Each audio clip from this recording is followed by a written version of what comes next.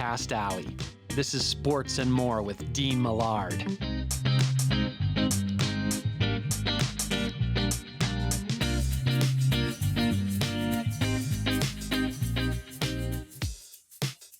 I think he's an 80-point guy. I think he's a point-per-game player. If you play him with, Drysdale or McDavid all year long as a winger, for sure, he's got a ton of skill, and he can complement that line because he is an excellent two-way player.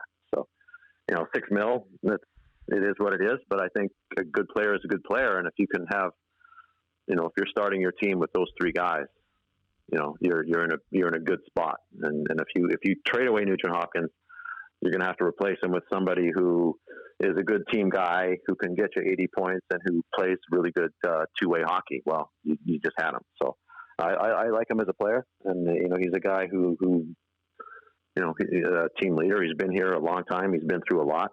He wants to win more than anybody else. So I like him a lot on my team.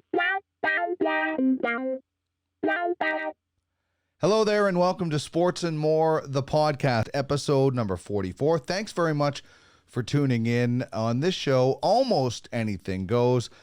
We stay away from religion and politics for the most part, but we do talk a lot of sports and more, and that's exactly what we will doing this week with Rob Tychkowski from the Edmonton Sun Edmonton Journal. That was him talking about Ryan Nugent-Hopkins and the role that he will play on this Oilers team. We have a lot of Oiler conversations to have and much more with Rob. We're going to talk about self-isolation haircuts, the future of the NHL season.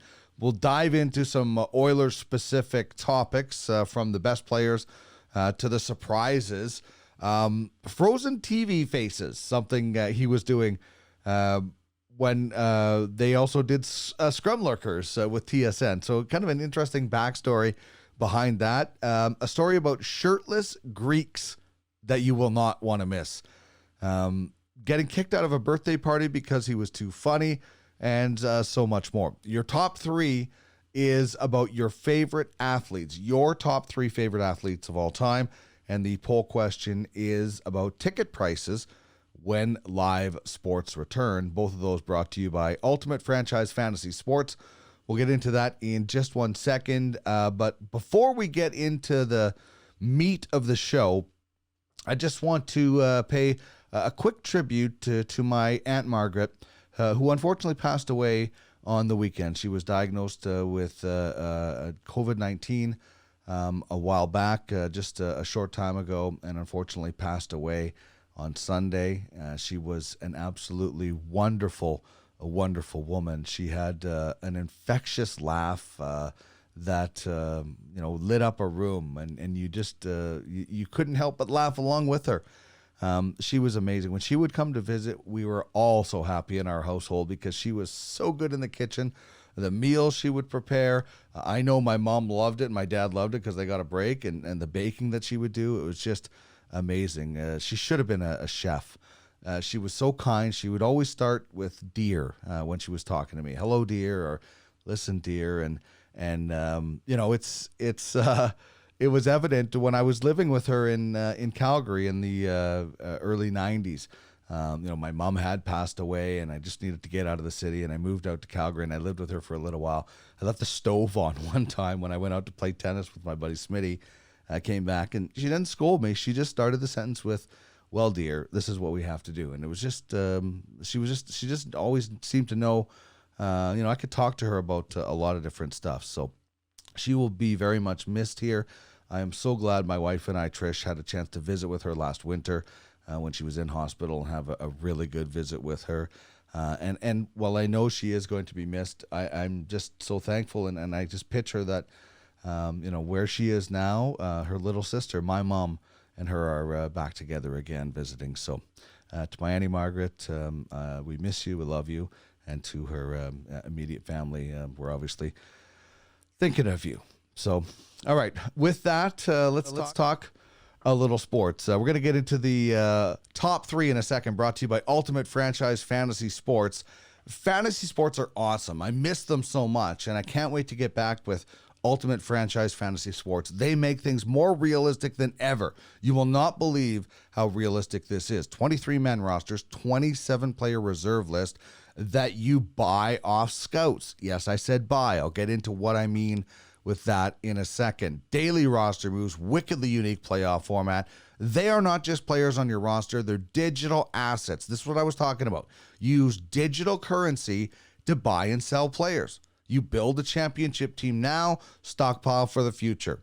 It's digital currency is easy to understand. It's like using PayPal. It's a sort of you put your money in and you use it in this format to build a team. And right now, they have all the franchises loaded up on EA Sports, and they're doing a playoffs. My team got pummeled game one of the second round of the playoffs, but it's so fun. There's only a few franchises left, less than 10.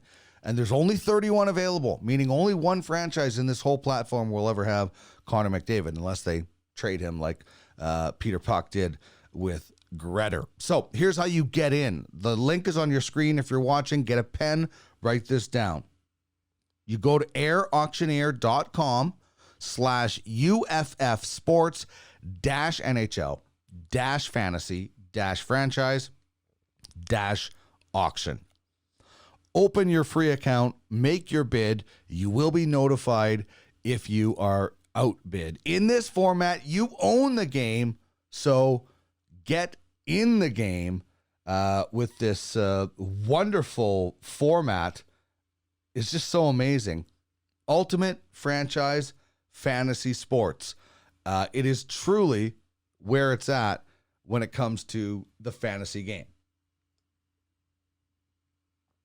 So the topic today in our UFFS top 3 question is your favorite athletes of all time.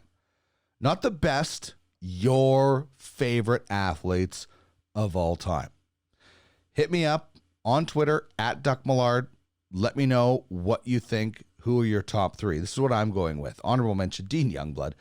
I mean, I used to go and rent that video from Hurl's Food Mart in East End of Brandon, probably 2-3 times a month.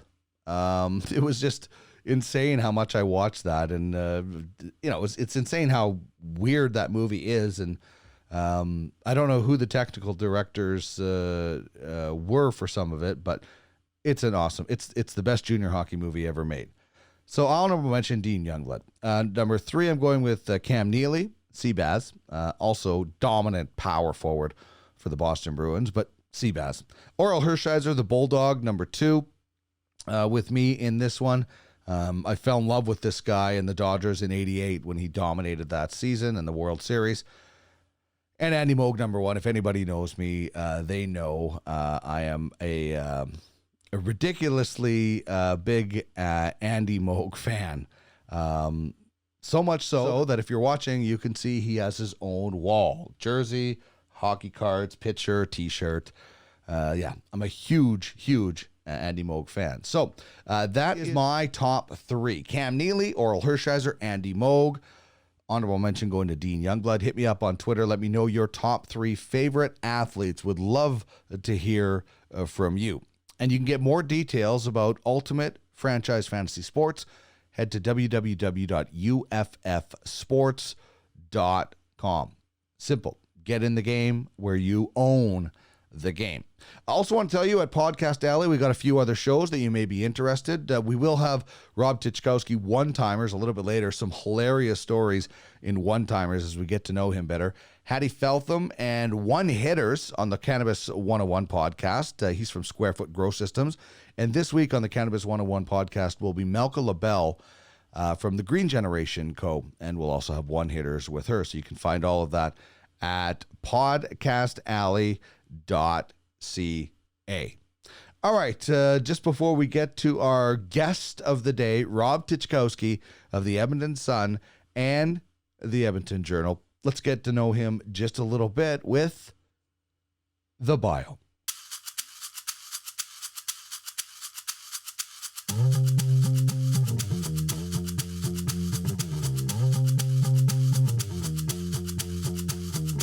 Time for the bio.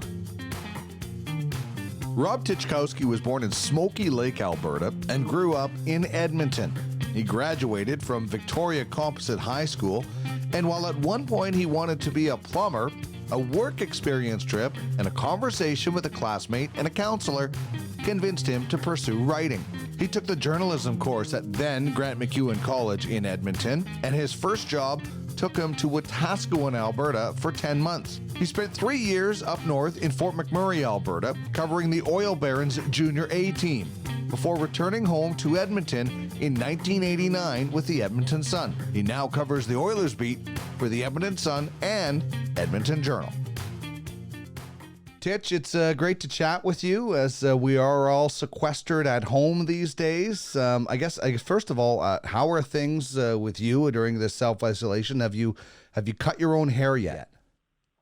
I'm literally thinking about maybe trying it, but I don't know. Well, who cares if I screw up? Nobody sees me anyway, and I'm just wearing a hat. But the problem was I was about 4 or 5 days away from really needing one before they locked everything down. Right. So I'm way deep into the wrong side of how I should look. So I have like a trimmer thing, and I'm just like, okay, well, maybe if I screw up, I can just set it to 1 and then take it all the way down to the wood and start all over again. But I'm honestly either thinking about black market haircuts or cutting it myself or something, because it's not working. I think we're going to see a lot of guys come out with the 1 haircut when this is done, because they've either tried to do something or had their wife try to. My buddy let his wife cut his hair the other day, and it was so comical. I mean, but I think a lot of guys are going to have the 1. Like I usually have like the 2, so it's right down.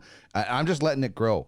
My beard, my hair. I'm just going to come out looking like unfrozen caveman lawyer from Saturday Night Live. Well, when I go in there, they go, what you set it to, and I'm like I think it's a 6, so it's fairly longish. And like I say, I was at the end of that when this thing started. So I don't know. I think those people. My concern is when they do open those things up, is it going to be another five weeks to get an appointment? Right. Like everybody in the city needs a haircut. So. And then they're going to be probably the priority is going to be to the girls that spend $200 as opposed to Tychkowski who goes in there and looking to drop 40, right? So, yeah, that's right. I might not be a high priority list for the girls across the street, but we'll see. Your putting game, I imagine, is really strong. I think I saw you sink a long one on Twitter. But listen, there's in all seriousness, there's only so long we can keep. There's only so many classic games I can keep watching, and I think we're all on edge. It was kind of a novel idea in the beginning, but I think everybody now is quite over that. What's your mindset during all this?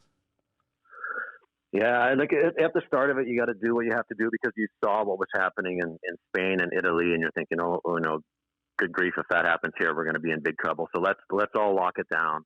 And then everybody did, and everybody's, not grudgingly, but you have to do it because you have to do it. Now as we're seeing, the numbers in Alberta are just nowhere near to what the estimates they were talking about, and the fatality rates are nowhere near the estimates they were talking about. So I think we're at a stage now where you have to slowly start loosening the restrictions. Take a look at the numbers and see who's being impacted and what things that we can do safely. And nobody's saying you open up the bars and nightclubs again or put 15,000 people in a hockey rink, but or maybe the public parks, maybe a few other things like golf courses or whatever. And don't be so militant on people milling around and do something, because like you said at the start of it, it was kind of this is a novelty, and you get to work from home and you don't have to do all this stuff. But there's real people that are losing everything, and if we sit there hiding in our homes until September in the hope that somebody comes up with a vaccine before the next flu season, there's going to be nothing to come out to. So I think you have to come up with some sort of strategy like Saskatchewan is and Ontario is, and get people back out there slowly. Well, and one of the things that affects your job and a lot of people's entertainment is the National Hockey League. And we've heard stories of from Major League Baseball going to play in a biosphere or something like that in Arizona and sequester everybody. What do you think is the future of this NHL season? And if they do decide, like, if it's straight to the playoffs, what's a fair way to decide seeding, draft position? I guess what's your thoughts on the future of what may or may not happen with the NHL season? Yeah, it's good that they're exploring every option and that they're willing to start up a season in July and play into whatever and start next year in November or whatever. Like, I'm glad to see that the league and the NHLPA is that open-minded about things. It seems like there's just a lot of things that have to go right in order for the NHL to get it back to playing, and even in 4 select divisional markets where you have to get everybody. You have to get guys back from Europe first of all, then you have to get them from all over North America and bring them, like say Edmonton to Spa. You have to get them all here. You have to sequester them in a hotel. You have to bring in all the support staff. God bless them for trying, and you might as well try because maybe you got nothing to lose. I have a hard time seeing that it would work or that it would even be allowed. Like, if Dina Hinshaw says, "Yeah, we don't want to do this," then what are you going to do, right? So I don't know. I think they would, if they're going to do it this year, obviously it's going to be with no fans, which really makes the playoffs. It really changes the atmosphere of the playoffs because the fans make up a big chunk of what you're watching, the excitement and the noise from those buildings and the B-roll after somebody scores or the big hits. You see the crowd going wild. To not have that and just playing in an empty building is a lot different. So, who knows? This thing changes all the time, but, and I hope they can get it done. But there's a lot that has to go into it and a lot that has to go right for them to be able to pull this off. Well, that's exactly it. Is you're like the idea of, like, what are they talking about? 4 or 5 kind of central locations. I mean, Mike Trout came out and talked about that in Major League Baseball, saying, "My wife's pregnant. I'm not staying away from her to play baseball for the birth of our children." I mean, you're talking about how many teams and players and families are going to be pumped into Edmonton, into one area if Edmonton was a choice. It just seems like there's a lot of dominoes that have to fall the right way for this to happen this year, and we might be just looking at September and starting up and having no Stanley Cup. Yeah, I think so. And even if, like, say Edmonton is one of the places, like, all the Oilers would have to move out of their houses and check into the hotel, right, and do that for 2 months. Otherwise, it's a massive competitive advantage to be living in your own home while everybody else is in the hotel for 2 months. So and further to that, like, the NHL guys, they've already been paid for the season. They're coming back. They're not paid for the Stanley Cup playoffs much. So it's not like a baseball players, if they wipe it out, are going to lose a ton of money. Mm-hmm. Hockey players, they've got their money, so they love the cup playoffs as much as we do, love of the game and all that stuff. But push comes to shove, and they're saying, okay, you can pack up and leave your wife and kids and move to Edmonton for 2 months for just playoff stipend money. Then let's put it to a vote and see what happens. But I'm not exactly sure. I'd love to see it. It'd be a lot of fun, especially if it was here. I don't know if we'd be there covering it or not. I would assume so, but good luck to them. But there's, like you said, there's a lot that has to happen, and starting with infection rates and all that stuff. If there's a big spike in Edmonton, guess what? We're not going to have it, and somebody's going to test positive. You can't get that many people playing together, so. Next thing you know, 5 or 6 guys from a team test positive, and what do you got to do? You got to pull them out of the lineup and replace them with AHLers and call it the Western Conference Final. I don't know. Yeah, I mean, as you mentioned, I think in your Monday musings, what's a mass gathering, and 2 teams would be over what the limit is now. I don't know, and I don't even if you skip the regular season and go straight to the playoffs, how fair is that for some teams? I guess not. Life isn't fair, but. Jerry Johansson and I, he was on recently, and we were talking about, like, would this be the year? There's going to be an asterisk anyway to try something really bizarre, like an NCAA basketball playoff format, like 1 game, and maybe you do a best of 3 with the final or something. I don't know.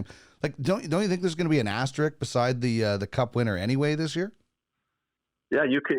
That's actually not a bad idea. Just say, we're maybe. Don't give out the Stanley Cup, but we're going to have like the NHL isolation tournament kind of thing, yeah. And it's you get everybody in there, and you just have a full on tournament, and at the end you're a champion, and do you give them the Stanley Cup, or do you come up with something else? Who knows, right? It's like a mini World Cup. Yeah, people just want the game, man. Mm-hmm. Like, who cares what you call it? Who cares what you do? Just give them some competition, give them some hockey, and go down that road. Because I'll tell you what, finishing the regular season and then having 4 rounds of the playoffs, that you have to keep a lot of balls in the air for a long time for that to happen. Yeah, that's daunting. And listen, I feel for Oiler fans. I was doing that post-game show during some of the worst times of this franchise. You've covered this team. You started at the tail end of the dynasty and then some decent years in the 90s compared to that decade of darkness. So I feel for the fans looking at this year thinking, hey, our team finally might be able to make some noise, other than that blip in 2017. Yeah, right here, right now was supposed to be the best time in years to be an Edmonton sports fan, right? And it's the worst. You can't even barely leave your house, right? We should have been, parade, or not parades, but people packing the streets around Rogers Place, and the sunshine and getting pumped up for the games. And when the Oilers weren't playing, you watching another game on TV, and all the back and forth between. That was 90% going to be a Battle of Alberta to start this thing. Like, that alone would have been just epic. The best thing we've seen in the playoffs in certainly since 2006, and before that, probably 25 years. And it's just sort of all taken away from us and replaced by, sit in your house and watch your hair grow. It's brutal. It's tough on everybody. Well, the Battle of Alberta, like you said, is the best it's been since maybe the 90s. I mean, playoffs are what really fuels a rivalry, but building towards a playoff series in the regular season helps as well, and that's what the Oilers and the Flames did this year. Well, those games were classic. They have a line brawl and all that, Kachuk stuff with Cassian, and Lucic was getting some heat in Calgary after that last game for not being involved enough. So you can imagine what he would have been like over the course of a 7-game series against Edmonton. That would have had it all, and I would have been like, I was really, really interested to see who won that. Like, does it go 7 games? Does one team kind of flex its superiority and then roll over them in 5, and with the Kachuk Cassian thing, and we would have had a lot of answers to a lot of players on the Oilers. Like what are these guys like? When the going gets tough in the playoffs, it was, for all we know, the Oilers could have been in the second round right now on a nice little roll, or we could have been wondering what the hell happened after being eliminated in 5 games. But this right now, like no Masters, no playoffs, no anything. And I know there's a lot of bigger things we have to worry about in the world than sports, but it's quality of life, and it's something that could have given us a nice a respite from everything else that's going on. Mm-hmm. Yeah, like you can be concerned and do your part with everything that we're doing and still miss sports. It's okay. There seems to be a divide on social media sometimes that if you miss the Stanley Cup playoffs, that means you don't care enough about COVID-19, it's ridiculous. You can have both, and let's not forget that with the Edmonton Oilers, Titch, that Ken Holland, he made some pretty impressive moves. He added to this roster, so some of those things that trades were made. Well, what are you going to say to the other team? Give us back the draft picks we gave you because there's no regular season. But all that hard work by Ken Holland building a contender and adding pieces could be wiped out. It's unfortunate.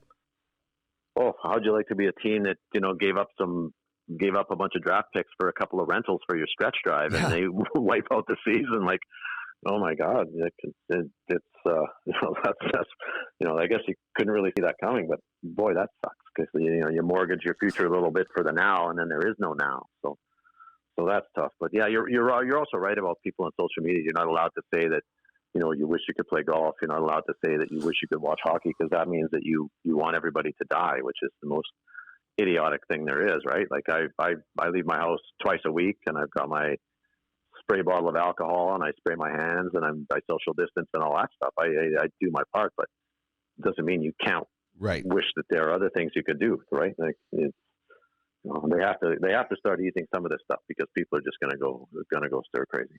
What do you think happens with, I was thinking about this today, like, this probably isn't going to impact the status of the World Junior Championship that was supposed to be held in Edmonton, but it could affect ticket prices. Do you think we're going to see ticket packages for events and, even maybe season tickets or something like that come down because, people are, okay, do I feed my family or buy this ticket package if we can't stimulate the economy in time?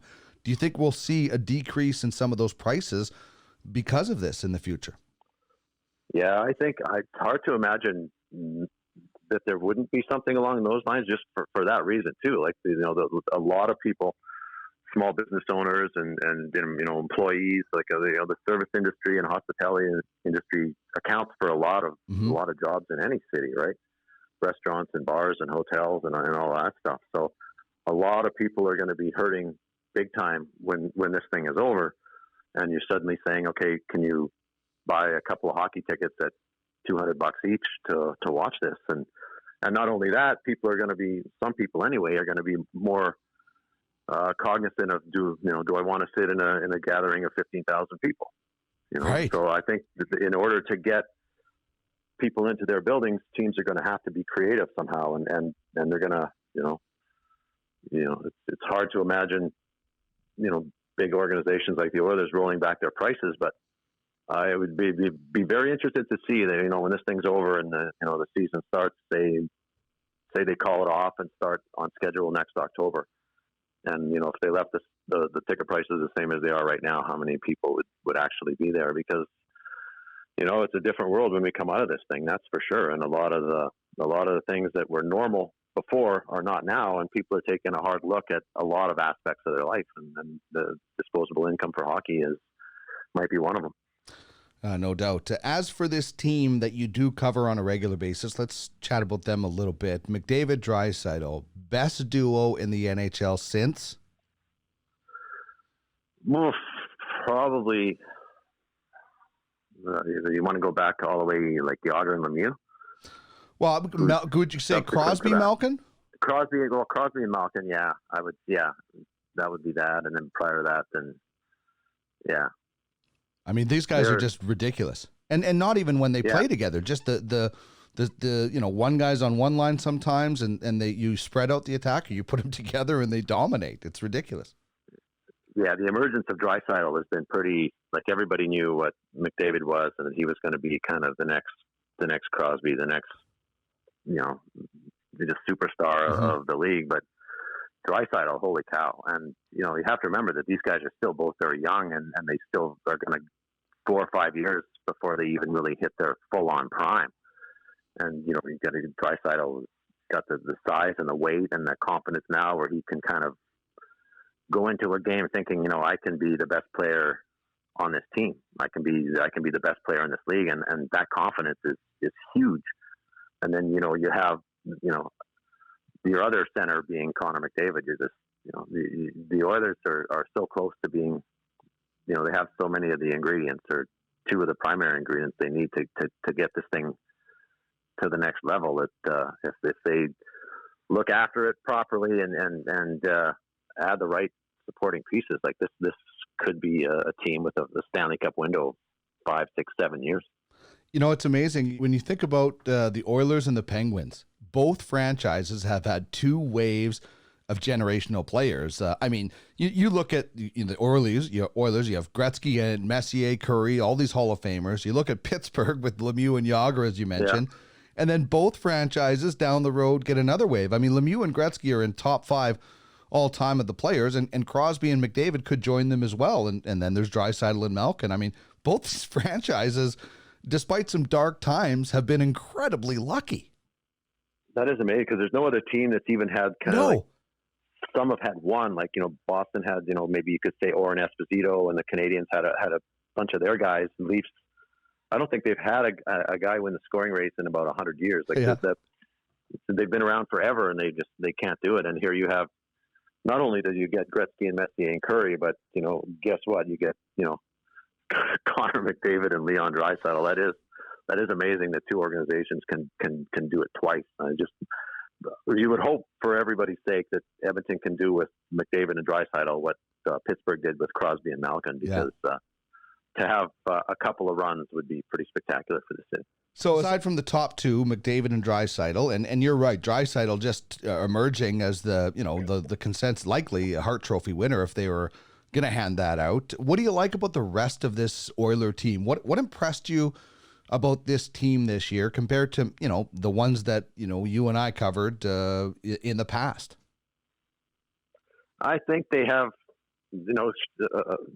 Holland did a decent job of, because like you say, when you have the main pieces in place, you have a McDavid and a Draisaitl, and then you have, a Ryan Nugent-Hopkins, who you give him a decent line mate, and all of a sudden it's like getting a free player, because his offensive production, took a sharp turn upward when you started playing him with decent players. For the longest time, they dropped him down. He was playing third line with scrubs, and if you put him with a McDavid, or you put him with a Draisaitl regularly, he's going to become this 80-point guy, right? So, and he's also an excellent two-way player, and then, but for me, I like, you see a Yamamoto coming, you see an Ethan Bear, you see a Caleb Jones. I think you have to have those young guys that are coming up that keep the cap money down, but are still good players. So then you can fill that middle spot with free agents that you can pay a little bit of money to. And then, so you've got the top end with Draisaitl, McDavid, and Nugent-Hopkins. You've got the younger guys that aren't making a whole bunch of money with, Caleb Jones and Bear and Yamamoto and Evan Bouchard at some point. And then it's up to the GM to fill those middle spots, right? With the second and third line guys that can help you win a championship. And I think that's the direction that they're on right now. And that's why I would have been really interested to see what they did in the playoffs, so you can get a really a better handle of where they are, because that's when you learn most about your team.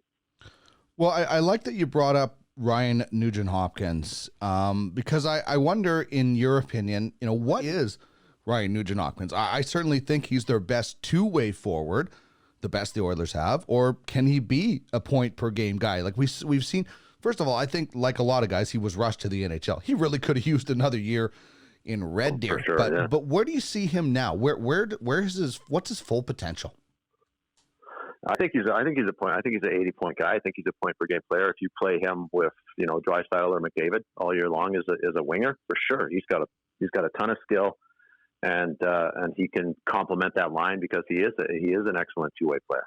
So, $6 million, it is what it is. But I think a good player is a good player, and if you can have, if you're starting your team with those three guys, you're in a good spot. And if you trade away Nugent-Hopkins, you're going to have to replace him with somebody who is a good team guy, who can get you 80 points and who plays really good two-way hockey. Well, you just had him. So I like him as a player, and he's a guy who he's a team leader. He's been here a long time. He's been through a lot.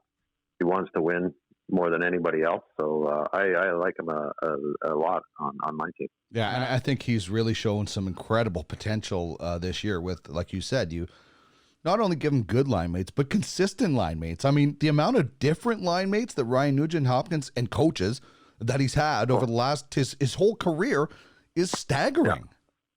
And he hasn't complained once. He's had like 7 or 8 coaches over the last time, and they move him around, and they've got him center, they've got him wing, they've got him playing with Jujhar Khaira or whatever. Put him in a top 6 position, and it's 2 first lines basically. If your centers are McDavid or Draisaitl, put him there all year long, and you're going to get a significant amount of points from the guy, and you're going to get good two-way play. You're going to have a good power play. So I think he's a vastly underrated player. And now that they are playing him, consistently in those 2 spots, you're seeing his numbers shoot up accordingly. All right, the Oilers blue line now and the Oilers blue line in 3 years. What do you like about it now, and what are you excited about? Well, it's amazing that where they could be in a couple of years. Like, if you're talking Bouchard and Broberg, in addition to Jones and Bear and a Darnell Nurse and Oscar Klefbom, I mean, that's a wicked top 6 once those guys have a little bit of experience under their belt. So I think that's one of the areas where you could make a actual hockey trade, one up for one up, and then suddenly give away one of your currently top 4 defensemen and get yourself a full-on top 6 forward that can complement what you already have up there. And I think that would be the move that kind of can push Edmonton to the next level, or you can trade whether it's a Klefbom or a Nurse, because the guys underneath them are able to fill in those positions for less money and bring in, who knows what you're going to get? Maybe a 30-goal scorer who can, add some physicality or whatever. But you make a full-on hockey trade defenseman for a forward because Edmonton is very deep on defense, and suddenly, your top six is looking pretty wicked. And your defense, if Broberg and Bouchard and Bear and Jones are, live up to their potential, could be very solid as well, because those are all puck-moving guys, and that's the way the game is going now. So, I really I think their young defense are the key to the future of what happens with this team going forward, whether they become a cup contender or not. Like, if those guys are for real and they can grow into those positions, and you can make a hockey trade by moving one of your veterans or a couple of guys for top six forwards, this team will be in really good shape. The Draisaitl surge has been fun to watch this year, but not like, oh my God, we should be so shocked that he is this good player. He did have a 100-point season. The one position for me that has been made the biggest difference is in goal. And I'll be the first to say I doubted Mikko Koskinen in his early starts. I doubted them signing him to that contract. I still think it was a bad contract to give him at the time, but I'm man enough to admit that I was wrong about his ability. And I thought Mike Smith was going to come in and steal the job and play more games. And Mike Smith has been really good at times, but I think Mikko Koskinen is one of the big reasons the Oilers are where they are. Oh, for sure, yeah. Goaltending. Remember when they were good and they had that playoff run a couple of years ago? It was Cam Talbot, right? Like, if you can have a lot of the pieces in place, you can be a really good team in a lot of other areas. If your goaltending is not that good, you're going nowhere, and it's you're going to blame your defense and blame your lack of scoring. But if your goaltending is not any good, that sewers all of your plans. And Koskinen, he has this ability to go on these incredible runs. Like, we had like last year before he signed that contract, and then he sagged a little bit when the entire workload was put on his shoulders. But by the sounds of it, he works really hard, and he's committed, and he was really strong this year. Like, everybody has a speed wobble during the course of a season. You tend to overanalyze it sometimes, thinking, okay, he's no good, but no, he just had a bad week or two, right? Same thing happened with Smith. People were ready to trash him, and then he came back and had a really good run. Right. So, I think Koskinen, he's got the size, and once he gets the angles and everything of the NHL. Remember, the guy just came back to the league after not being here for 7 years or whatever it was. So, but he's a solid goalie like him, as it turns out, for decent money. God bless Chiarelli. That's a good ingredient, and that's why I was kind of hoping for the playoffs as well, because whether Smith is more competitive and gives you a better chance right now, I would have liked to see Mikko Koskinen play every game for 3 rounds and just see how he held up physically and mentally to that strain and that stress, and if he did, then you're like, okay, this is our guy. We can count on him for 3 or 4 more years, and if he doesn't, then that too, and then you have to go out next year looking for somebody who can be Mike Smith too, if you don't think Mike Smith has it anymore at his age. Well, and it's, like you bring in Mike Smith at $2 million, the Oilers goaltending is less than $7 million. There's a lot of starters out there that are making more than $7 million. Then there's Carey Price, but the goaltending cap number between the two guys is pretty good. Oh, listen, for all of Chiarelli's faults, I mean, what did he get? Klefbom at $4 million. He got Leon Draisaitl locked in long term at 8.5. He's at the goalie at 4. Like, I'll give him credit. Like, he what he does is like to take a gamble on somebody on their future, right? So he gambled that Koskinen was going to become better than his value at $4 million, and looks like he's probably right on that front. So, but yeah, $4 million for a starter is outstanding, because then you can invest $2.5 million or whatever if you need a backup that's going to play a significant amount of games or can be your insurance policy. You're not in a situation where your starter's making 7, so you can only pay your backup, 1, right? Because you're not going to get much for 1. So yeah, that's a good value deal, and I hope he can kind of live up to the length of it. Let's switch gears just a little bit. You're on Twitter a lot. You're active on Twitter. We were talking earlier about how people don't seem to grasp the concept of you can be concerned about what's going on but still miss things. How do you deal with Twitter bullies? I mean, there's so many people that hide behind whatever code name it is or whatever it is and some avatar. I used to get it in text messages when I was on the radio. People are really brave when they're not face to face. You have a lot of humor, but you have a sharp wit to you. So how do you deal with Twitter bullies? A lot of it, and you're right. Like I very rarely, and if you're not brave enough, or you don't have the courage enough in your own convictions or opinions to even put your name and face to your argument, very rarely will I ever respond or engage in a discussion or anything like that. But you get a lot of these people that are looking for a fight. They don't have anything kind of better to do. So I don't pour over the mentions a whole bunch. Like I'll skim through it and I'll say, okay, I can see where this is going and check you later. I'm not going to sit there and agonize over what some guy with a fake picture thinks of me, that, guy with 80 followers or whatever is going to call me a name. Like, be my guest, like do whatever you want. I very rarely block people. Like if somebody says you're an idiot or whatever, that's fine. That's your opinion. But if they start ripping on journalism or the paper, that's when I'll just block them. I'll say, okay, get lost or whatever. But it seems it's a weird situation now where, people aren't allowed to have their own opinions. Mm-hmm.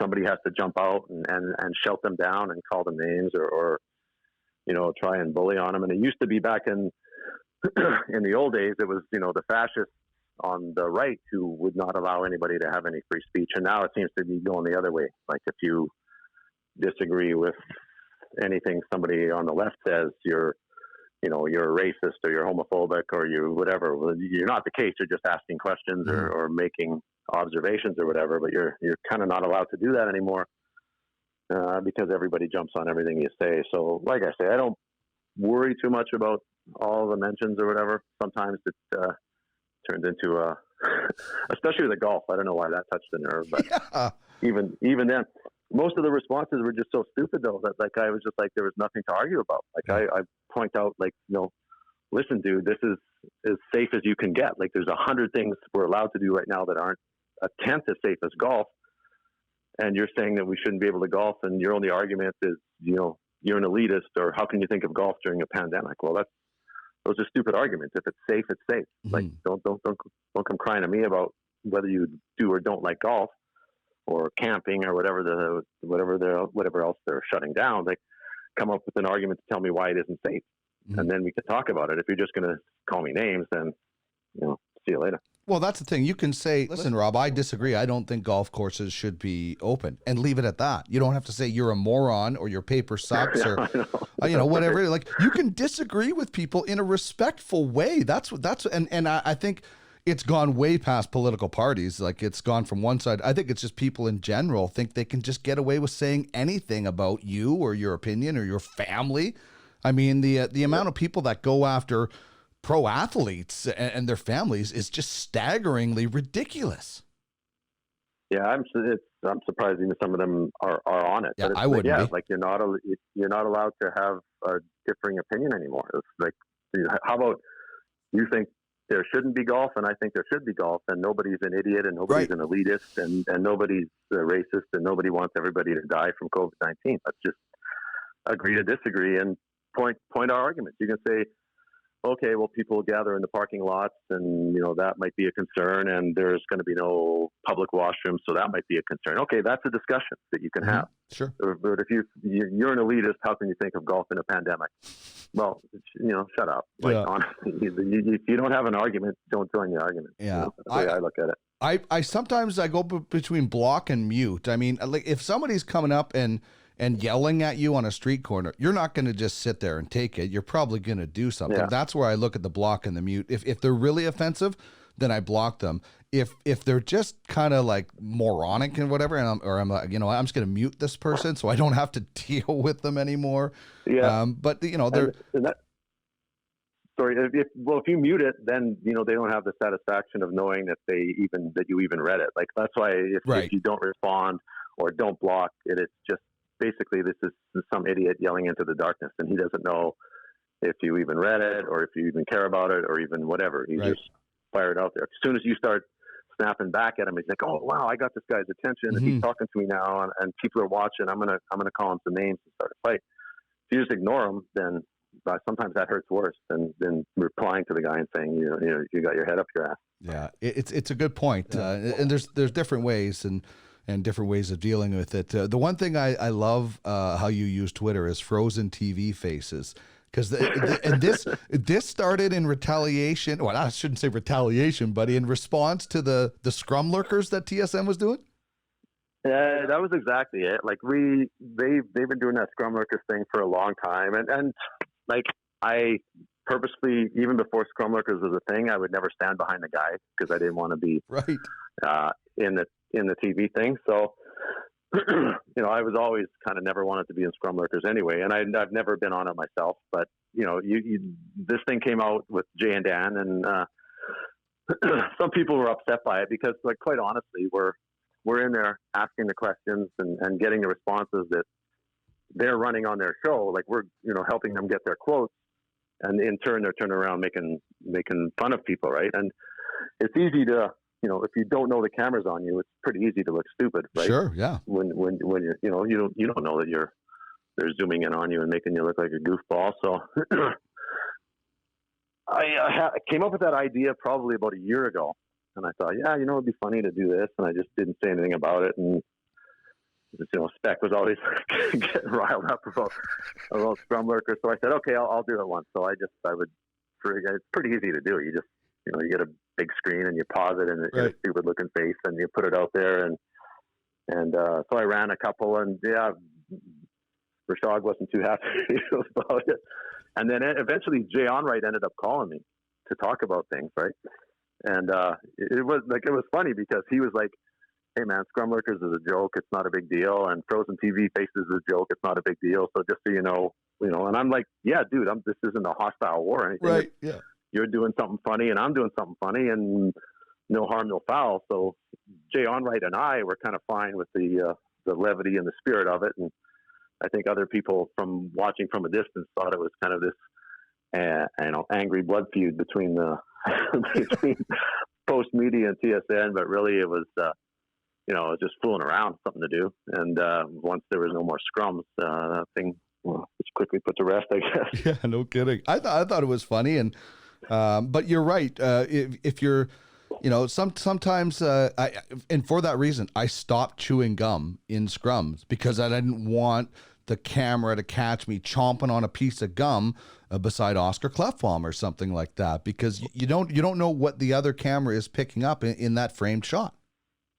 Well, yeah, and you don't know. Yeah, there's all these other cameras, and you say, "I got to pick out the TSN camera and make sure I'm not in the back of the thing." And like again, if you don't know the camera's on you, you're kind of looking elsewhere around the dressing room to see if there's something else you might need or whatever. And then the worst thing is when the TV camera guys give you that little nudge on the shoulder because you're in their shot. Right? So please move over to the side. Oh, okay, moving over to the side gets me on scrum lurkers, dude. So you can't have it both ways.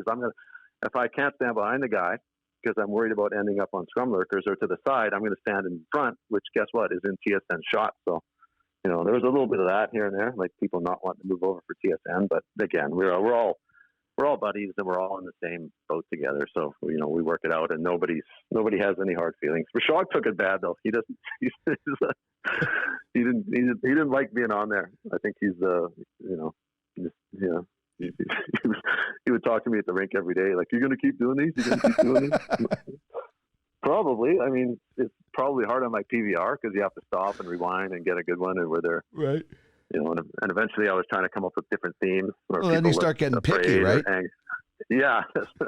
You want it to be perfect now. Yeah. It became. I was like Kramer when he was, or Jerry Seinfeld when he was filming the bootleg videos. He became like an artist.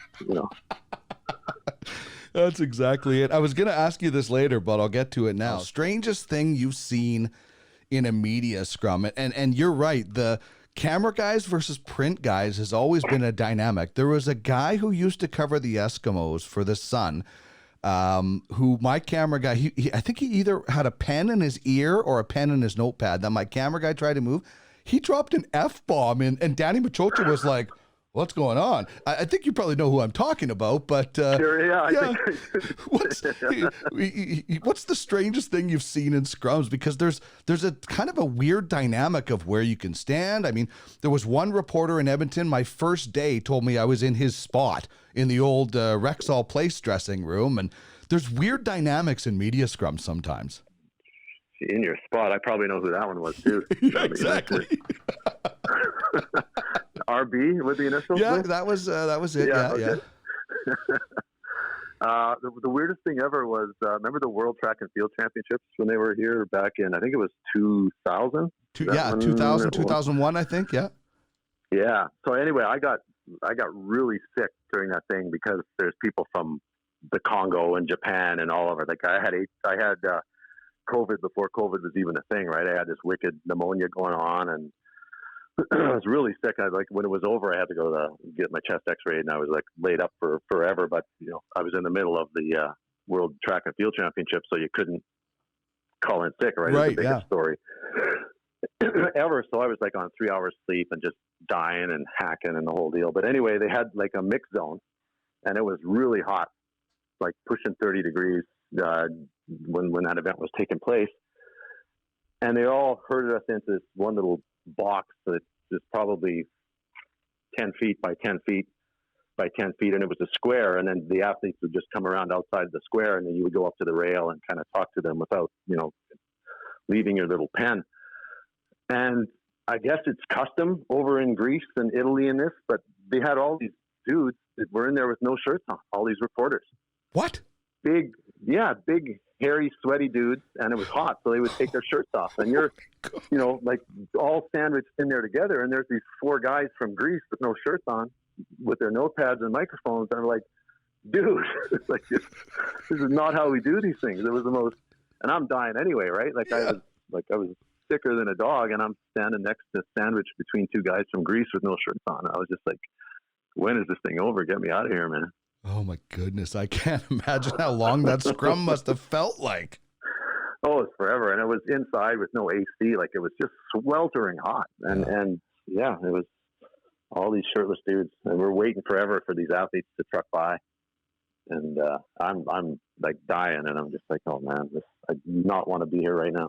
Well, we've all been in that one scrum position where you have to like scrunch down or do something, and you're like, how long is this interview going to keep going? My knees or my back are killing me, but I can't change position because the scrum is too big.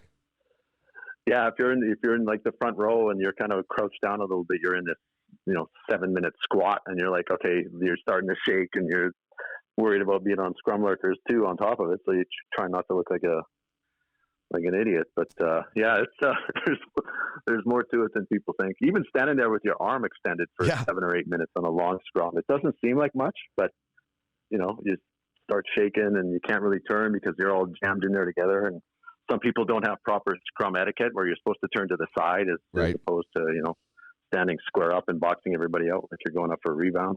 Well, that's why they started making those hockey stick microphones, right? So those guys could stand so far back, right? It's crazy. Yeah, it helps to be creative. I think what's his name from Sportsnet pioneered that. Corey Blatchel, yeah. He's first time he brought that out. I'm like, yeah, that's actually pretty cool. Now everybody does it. Everybody's got a microphone stand hockey stick. You're a funny guy. I'm sure people tell you. Do you ever have people say be funny? Like just say something funny, because you got a funny way about you on Twitter and in person. You've got a really sarcastic wit. Because that's something that's always been with you, or is that developed over time as a reporter? No, I remember even as a young kid, I was always a smart ass and always had the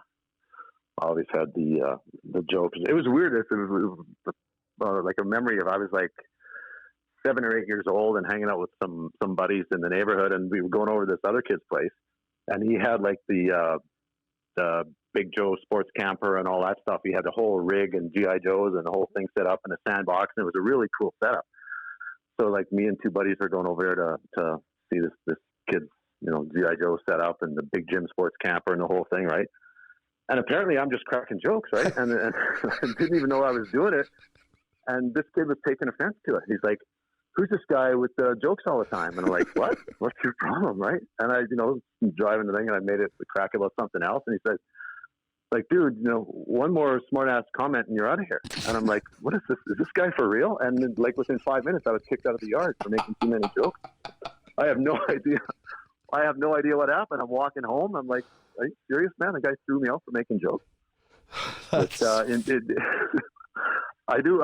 After one of the golf tournaments, we went out to, I think it was Mercer, for a couple of drinks, and a buddy that I kind of talked to here and there that I'd met him first time that night, and he's like, after at the banquet and then at Mercer's, he's like, it's funny, because I saw you on Twitter and I hear you on Twitter, and I meet you. You're actually a nice person. Like, okay.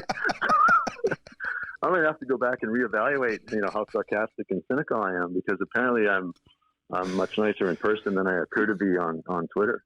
No, you're actually a good guy. Yeah, what a backhanded compliment, eh? Yeah, that was. I had no idea that I was viewed that light. You travel so much, so let's talk about best airline, best hotel, the one that when you're traveling and you get booked on, or you book your own travel, that you're happy with. Yeah, I'm just like a point holder, so that's it. I'm United Air Canada, because all my points are on there no matter what. Like, if the price is, if the airfare is comparable, then for sure I'll take those. And then you get your status. Like, that's the only thing I care about, quite honestly. I got a whole bunch of points, like 400,000 on Air Canada and just about 1 million at Marriott. But all I care about is being in Group 2. So you can get on there and sit down and put your stuff in the overhead without having to worry about these people who travel with everything they own. Right. Plugging up the overhead and getting on there. So all I want to do is be in Group 2 for United or Canada. And then at Marriott, I've that's pretty much exclusively the only places I stay. And then you get, the concierge lounge, where you can go in there and get your free drinks and food a few times a day. And, all your points build up. So, I think when the time comes, I'll end up probably being able to stay in the Marriott for about a month without paying anything. By the time all my points are up, yeah. It's funny you mentioned the people getting on the plane. I mean, there used to be, I don't know if you ever watched these Warren Miller ski movies that he used to make, where he would just set up a camera and watch people falling off the chairlift or whatever that they were coming off on a ski. It was just repeated people with like crashes and everything. You could do that on an airplane with people trying to fit their luggage in the overhead cabin. Oh, it is the most bizarre thing. Like, quite honestly, if you can't get on a plane, walk to your seat, put your thing in the overhead, and sit down inside of 10 seconds, you probably shouldn't be on a plane. And you see these people, like, they've got a purse and then a personal carry-on and then a bag that's too big for it, and everything's jammed. And you should know that if you're in one of the later groups, there's not gonna be room on the overheads. But I've always thought that they should charge for carry-on as opposed to charge for check-in.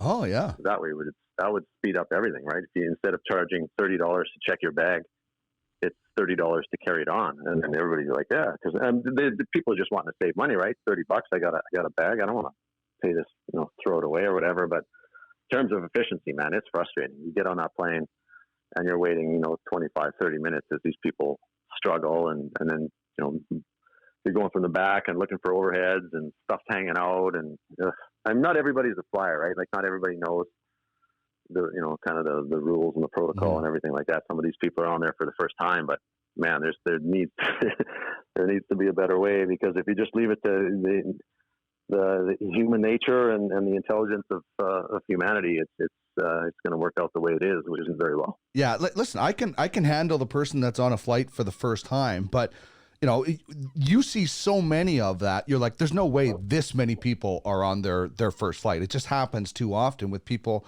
that are traveling, and it's just you just wonder, like, it's not that hard to figure it out. Now, like, if somebody is elderly or something, you have obviously you understand and you give them some help. But when the 27-year-old guy gets on there and he can't fit his thing in, it's like, man, what's wrong with you?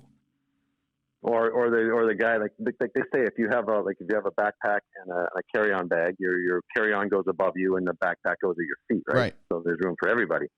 And one of these guys in the first groups, and he puts his carry-on on, and then he puts his backpack on there, and then he wraps up his coat, and he takes up an entire bin for one guy. Like, you want to give him a slap in the back of the head, because now we're going to be waiting as everybody else tries to get their stuff in. It's just, a lot of it is just the inconsiderate people that kind of frustrate me the most. It's just, that bag is too big. You should have known it. There's there's a checker right when you check in to see if it'll fit. And then the other guys are the people that, put everything they have up there so nobody else can use it too, which is even worse because they should know better. How about your favorite road city? What's the one city you love stopping in? Maybe it has a great restaurant or something. Probably a few of them, but I think if you're a hockey fan and you haven't been to Nashville yet, that's got to be number one on your bucket list. Like, it's the arena atmosphere is great. The hotel is across the street from the rink for the most part. The downtown is really close, and then that strip of bars on what do they call it? Broadway, I think, is the name of the street. It's nothing but live music and incredibly talented live music. Like, all the players, all the acts that have made it big in Nashville, from Dixie Chicks, Toby Keith, to all these other people are, there's just incredibly talented people, and they play everything. Like, you give the guy $10 in his jar and they'll play AC/DC for you. And it's just a great, and the food is great. That southern U.S. barbecue. So Nashville for sure would be a fantastic road trip. So I like New York is good too. Going to New York City every once in a while is good. But for me, if I had one more road trip to go, I'd probably do Nashville. Nashville during that playoffs, especially their cup run, seemed like it was unbelievable. Like, we all see, started with like whatever the Red Mile, and then White Avenue here, the Blue Mile, if whatever you have. But you expect that in a Canadian city. I don't think a lot of people expected the outpouring of support and open partying in Nashville until it happened. It looked like it was just wild. Well, it was crazy. Yeah, I covered that series, and I was just, they're closing down the streets, and I think it was the second. I forget which round it was, second or third. They all kind of run together now, but the city was just insane, like the way they adopted that team, and just it's a party atmosphere to begin with. So you just you add a playoff run into that mix of live music and a million places that are playing live music on that strip, and it was a great time. I covered it a little bit in the bio briefly about your career path, but I think it's worth revisiting. You kind of grew up in Edmonton, graduated from Victoria Comp, but it was before it became an arts school. You kind of were going to be a plumber. If you were a few years later, you might have been an actor or something like that. But tell us a little bit about you had plans to be this pipe fitter plumber, and then boom, you end up a writer. Yeah, that is a sharp left turn, isn't it? Like I went to Vic for I was on the 4-year plan because I took grade 10 so casually, but all my credits, like most of them, were in welding and pipe fitting, plumbing, right? Because I had full-on intentions of being a plumber when I got out of school, like a good trade, paid a lot of money. I thought, no, okay, this is all right. And then towards the end of it, I went on work experience a couple of times, and one of them was in winter. And in your final year, you go twice, like one in the middle and then one at the end. And I'm just like, you know what? I'm not sure that this is necessarily what I want to be doing. And I'm like, well, crap. But all my credits, like 60 out of 100, were in welding and pipe fitting. I'm like, well, okay, I kind of put all my eggs in one basket. But right. as it turned out, I was taking English, like the really hard English, 10, 20, and 30. Just because it was so easy, right? Or they were easy credits, right? And I was like getting 95s, 98s, just absolutely killing it without ever thinking of doing something along that line. So I went to the counselor and talked to her a little bit. And one of my buddies said, well, why don't you think about taking journalism? So it's like probably May in grade, my last year of high school. And I'm thinking, oh, okay, maybe I'll try this. So I put in a last minute application to McEwen. Sent them a couple of book reports or whatever that I've written from high school, transcripts and everything. And because I was so late, they put me on a waiting list and said, we can't get you in this year. So, but try again next year, or if a certain amount of people drop out, you can get in this year. So, as it turned out, some people did drop out and I got in that first year. And if it wouldn't have happened, who knows? Like maybe I would have done something else or actually got into plumbing and stayed there or whatever. But, yeah, if I hadn't, if one of my buddies and the counselor hadn't suggested journalism, and 4 or 5 people hadn't dropped out of McEwen that first year, who knows where I would be right now. But yeah, that's all I've done since. That's the only job I've had out of high school. It's like that Sliding Doors movie, eh? We all want to find out what would have happened if we would have made that other choice or stuck to that path and didn't pivot or anything like that, right?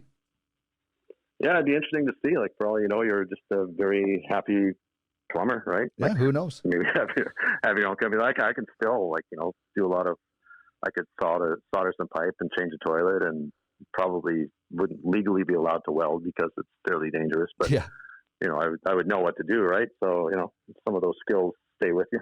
Yeah, who knows? Maybe instead of going to Rexall one day, you as a plumber went and bought a lottery ticket and won $60 million. You just never know what would happen. That is, who knows? A totally different life would have, yeah. So you do a few jobs and works at some papers. You end up in Edmonton in '89, and you come just at the tail end. But one of your first road trips was pretty memorable. It was. Like, I had gone from, I started out with the Wetaskiwin Times, and I covered the Hobbema Hawks for one season there, which was a great adventure, driving from Wetaskiwin to Hobbema Friday and Saturday night for those games. And then I went to Fort Mac for 3 years, covered the Oil Barons there. They had a pretty good run. And then I come to Edmonton, and I was mostly working on the desk and doing University of Alberta Golden Bears home games and stuff. And so my first ever road game was Game 7 between the Oilers and the Flames in '91 there, where they came back from, what was it, 2-0 down or 3-0 down to win Game 7. So yeah, it was quite a culture shock. Yeah, no kidding. And then you start covering the Oilers, and the Oilers we were chatting about during the '90s. There was a lot of people saying, "Oh, they're only 7th or 8th. They get knocked out."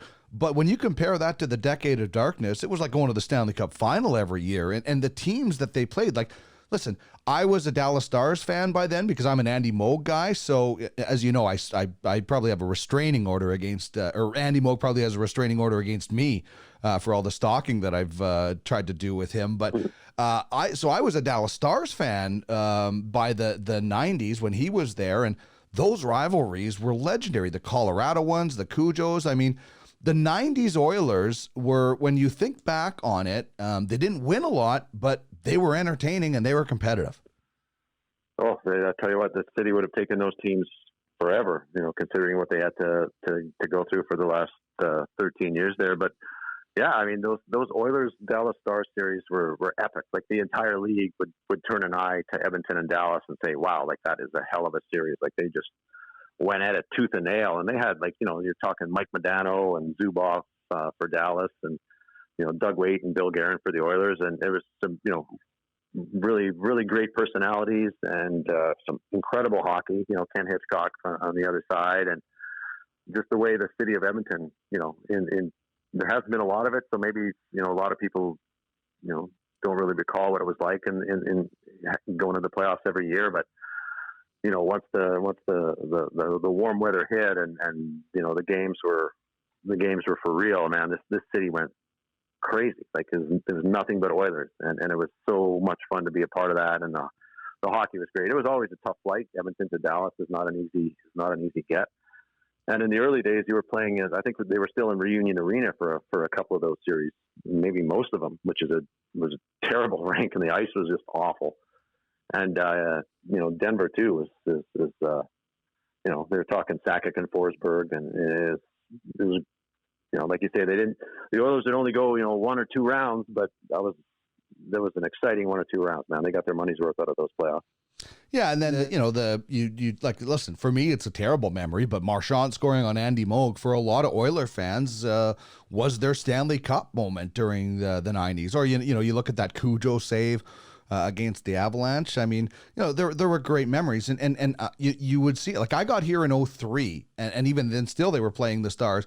Even in the first round, the bars were packed. Now, 2006 is that one rare exception where we all got swept up on it, and even as journalists. I mean, I look back at Game 3, I think it was against San Jose, the triple overtime game is, maybe the highlight of that whole series, because it was so crazy. But you're right, the city, that just it gets enveloped. And that's the unfortunate part about how this year could have been for the economy, for the fans, for everything. When the Oilers are in the playoffs, this city is different.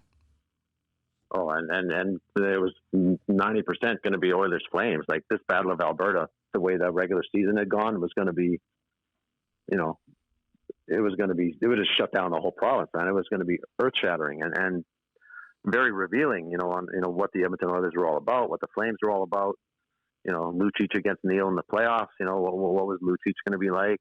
You know, it was, you know, like I said, this should be the best time of the year right now for an Edmonton sports fan, and instead it's nothing. But there's, you know, I even when the Oilers were out of the playoffs, I was still covering the playoffs because they would send me on the road to cover it for the chain. So I was, you know, covering a lot of, you know, Chicago and San Jose and the Kings and the Canucks, kind of covering the Western Conference for the chain of papers, right? And you even saw how those cities got into it, but you know, it wasn't the same. It's not the same as, you know, the way Edmonton kind of buys in and the entire city just goes crazy. Like once you're in the arena, they're very similar. The noise levels are very, every rink thinks their rink is the loudest rink in the NHL. Basically, it's a 16-way tie. Like they're all fantastic once you get in there.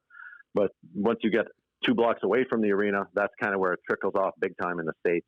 But here, it's you know, you maintain that momentum where everybody is fully bought in and fully invested and you know, living day to day based on the fortunes of, you know, how the Oilers are going to do that day. And that's a special feeling that a lot of people have kind of forgotten about. But if you know, I came in here towards the end of it, you know, I went from covering the Oil Barons to the 1990 Cup final and a couple of months in just a few short months. So, you know, I got a nice taste of it when I first got here, and it's Edmonton is definitely a special place in the playoffs. That's for certain.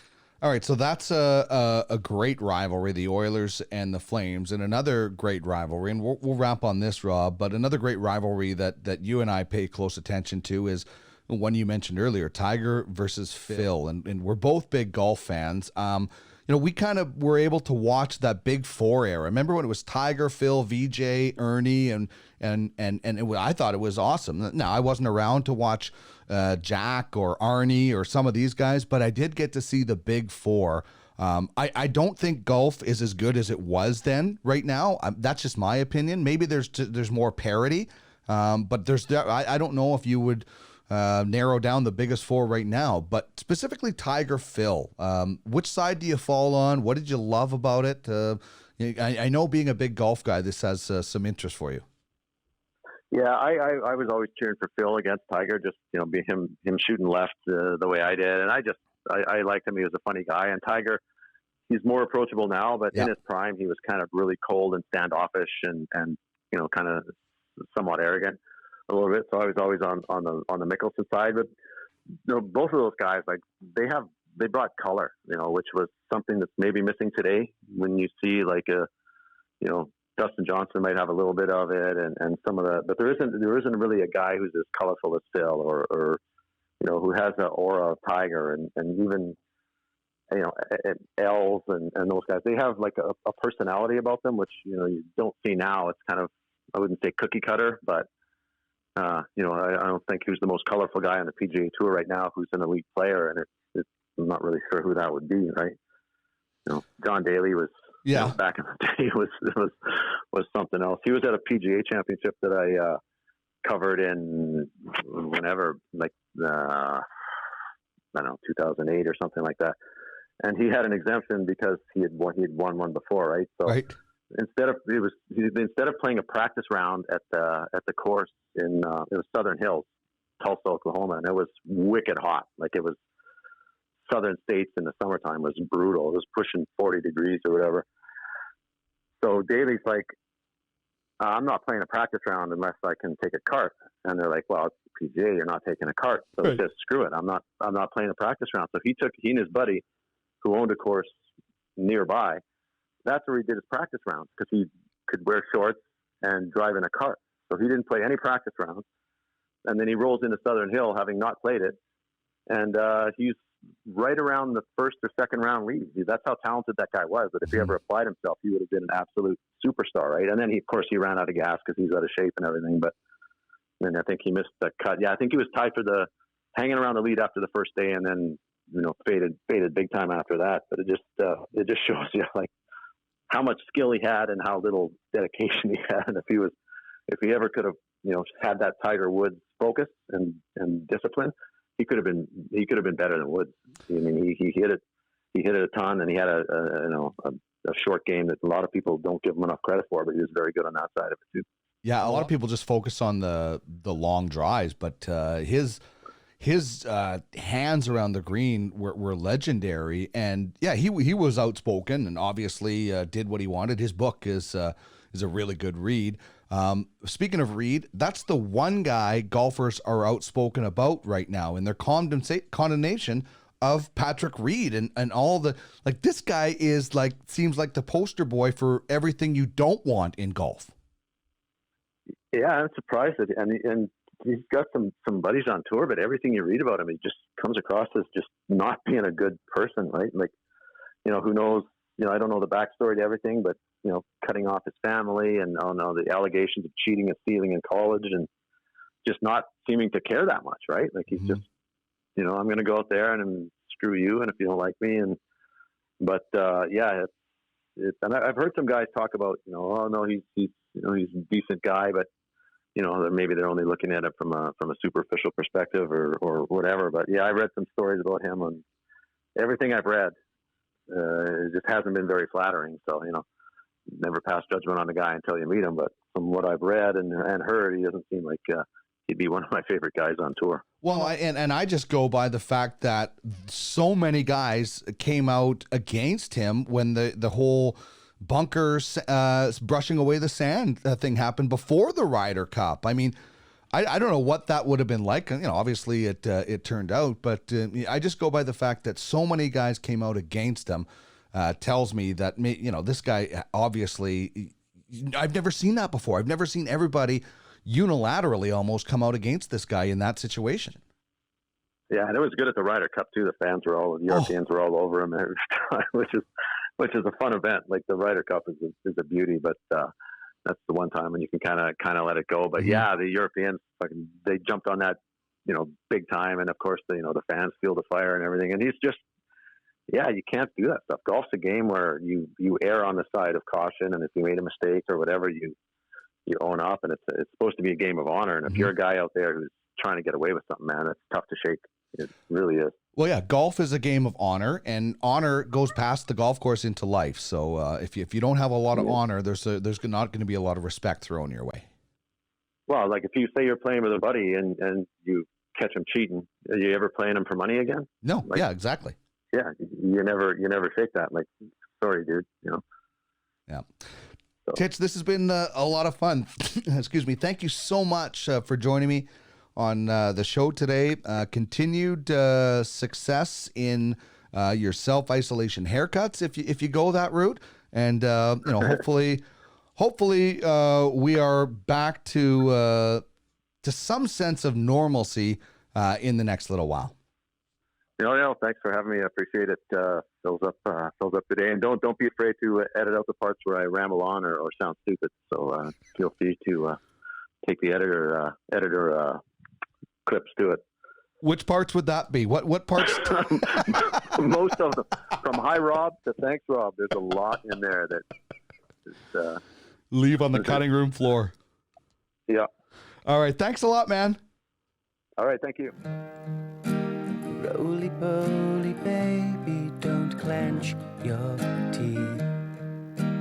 Be yourself and breathe deep. This is the Sports and More podcast with Dean Millard. To a long life. So do not lie and do what's right.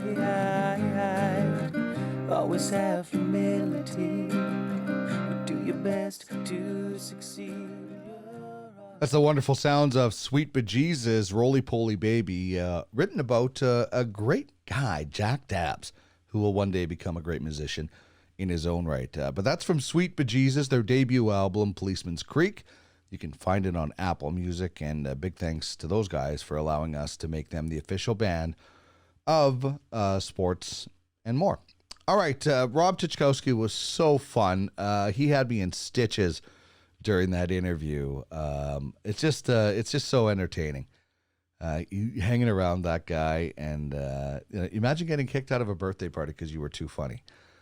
So I really appreciate his time. You can follow him on Twitter at Rob_Tychkowski. Right now, we need to get to the Ultimate Franchise Fantasy Sports poll question. When live sports return, do you think ticket prices will drop? Do you think ticket prices will drop when live sports return? 83.3% saying no right now. I'm just wondering if maybe packages for things like the World Juniors and maybe season tickets next year. I'm not sure. Maybe individual tickets might not, but I'm just wondering if some of the packages might drop.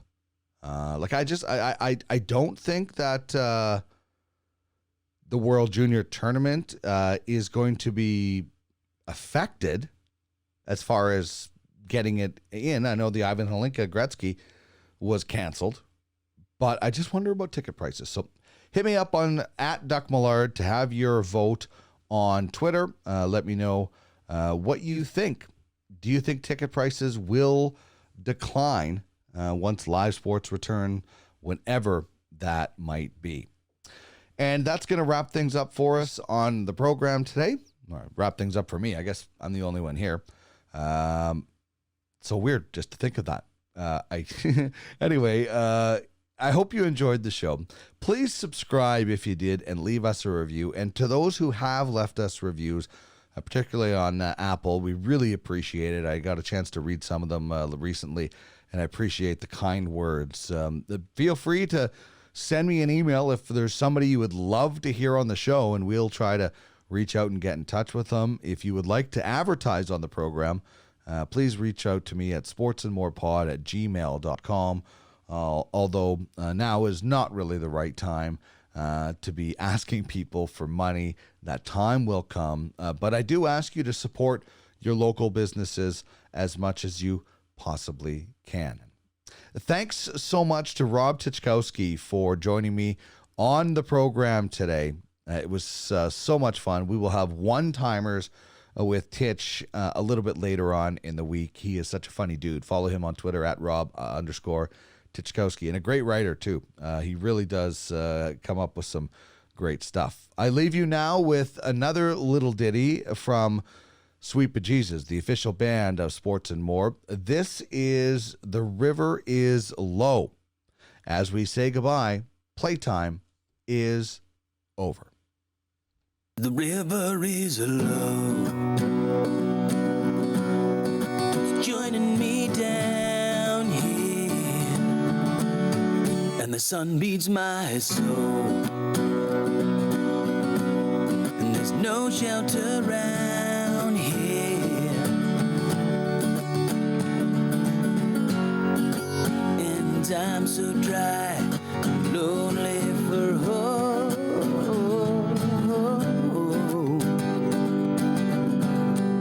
The river is low.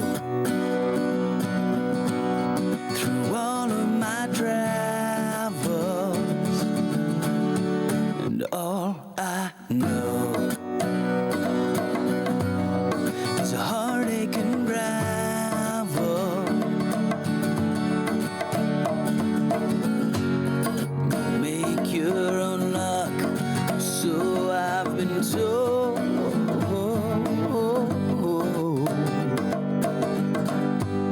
The river is low.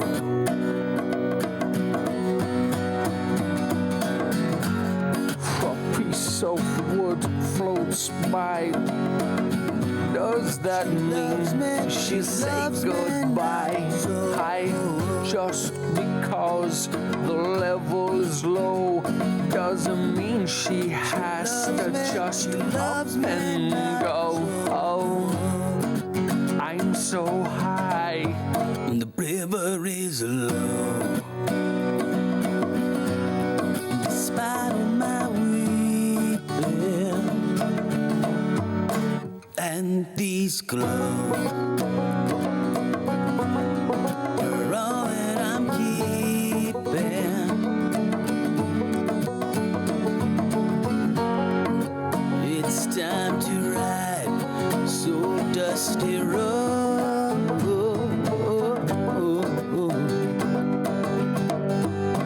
river is low here in southern Alberta, and there's nowhere to go where the air doesn't hurt ya. And I pray tonight that the sweet Lord baby Jesus will take me home. The river is low. Yeah, my chest of drawers floats by. Does that mean she'll say goodbye? I just because I got no soul doesn't mean she's got to just up and go. Oh, go up so high. And the river is low.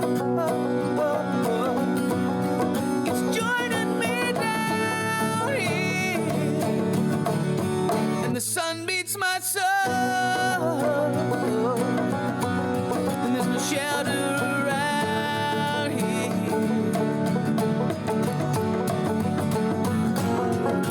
And I'm so dry, lonely for home. 'Cause the river is low.